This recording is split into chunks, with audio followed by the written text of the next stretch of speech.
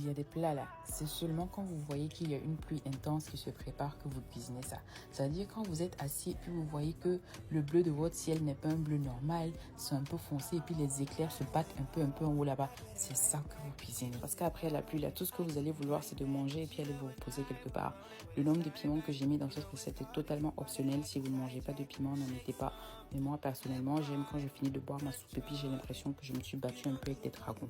Donc ça c'est une de mes recettes de après la pluie. Oui, j'ai une liste de recettes après la pluie. Donc chaque fois que je vois qu'il pleut, je prends ma liste et puis je regarde en fonction de mes papilles ce que j'ai envie de manger, c'est ce que je cuisine. Une autre préférence personnelle, c'est que je passe d'abord les légumes quand je finis de les écraser à la passoire. Ensuite, j'ai rajouté des morceaux de maïs, j'ai rectifié l'assaisonnement et j'ai encore mis un peu de piment juste au cas où ce que j'ai écrasé avant ne soit pas suffisamment piquant.